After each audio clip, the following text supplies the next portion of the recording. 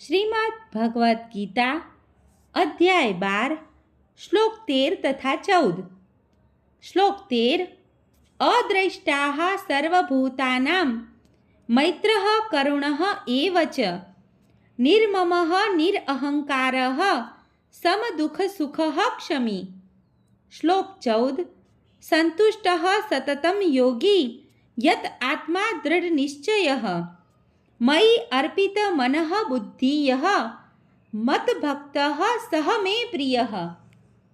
અનુવાદ: જે મનુષ્ય કોઈનો દ્વેષ કરતો નથી, પરંતુ જીવ માત્રનો દયાળુ મિત્ર હોય છે, જે પોતાને સ્વામી માનતો નથી તથા મિથ્યા અહંકારથી રહિત છે, જે સુખ તથા દુઃખમાં સમાન રહે છે, જે સહિષ્ણુ છે, સદા સંતુષ્ટ રહે છે, આત્મસંયમી હોય છે તથા દ્રઢ નિશ્ચયપૂર્વક મારામાં મન તથા બુદ્ધિ સ્થિર કરી ભક્તિપરાયણ રહે છે, આવો ભક્ત મને બહુ પ્રિય હોય છે.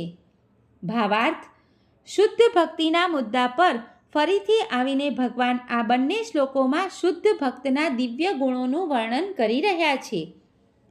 શુદ્ધ ભક્ત ગમે તેવા સંજોગોમાં અસ્વસ્થ થતો નથી, તે કોઈ પ્રત્યે દ્વેષ પણ રાખતો નથી અને પોતાના શત્રુનો પણ તે શત્રુ બનતો નથી. તે મનમાં વિચારે છે, આ મનુષ્ય મારા પહેલાંના દુષ્કર્મોને લીધે મારા શત્રુ તરીકે વર્તી રહ્યો છે, તેથી વિરોધ કરવાને બદલે સહન કરવું જ વધારે સારું છે.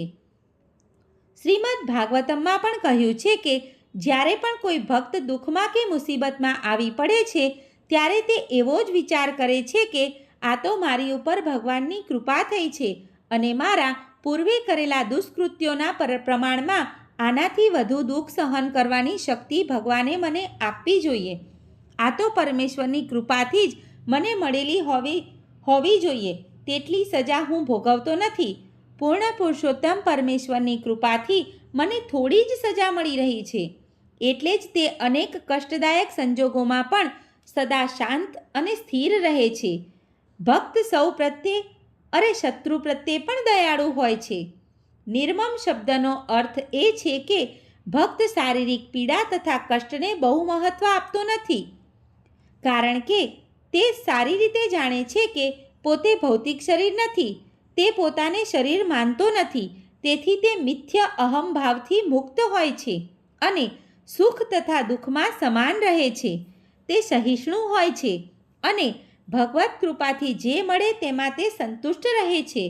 જે વસ્તુ મહાકષ્ટથી મળે તે મેળવવાનો તે પ્રયાસ કરતો નથી અને તેથી સદા આનંદમાં રહે છે. તે સંપૂર્ણ યોગી હોય છે, કારણ કે ગુરુના આદેશો પરત્વે અડગ રહે છે અને તેની ઇન્દ્રિયો નિયંત્રિત રહે છે. તેથી તે દ્રઢ સંકલ્પ હોય છે. તે ખોટી દલીલોથી પ્રભાવિત થતો નથી, કારણ કે તેને કોઈ મનુષ્ય ભક્તિના દ્રઢ નિશ્ચયમાંથી વિચલિત કરી શકતો નથી.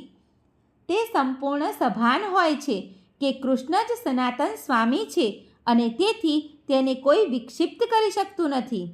આ સર્વ ગુણોના પરિણામે તે પોતાના મન તથા બુદ્ધિને સંપૂર્ણપણે પરમેશ્વરમાં એકાગ્ર કરવામાં સમર્થ થાય છે. ભક્તિનો આવો આદર્શ જ અતિ વિરલ હોય છે, પરંતુ ભક્ત ભક્તિયોગના વિધિ વિધાનોનું પાલન કરવાથી તેમાં અવસ્થિત થઈ જાય છે.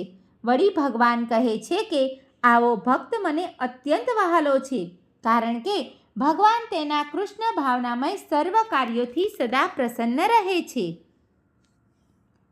સર્વે મિત્રોને દીપ્તિ જોશીના જય શ્રી કૃષ્ણ.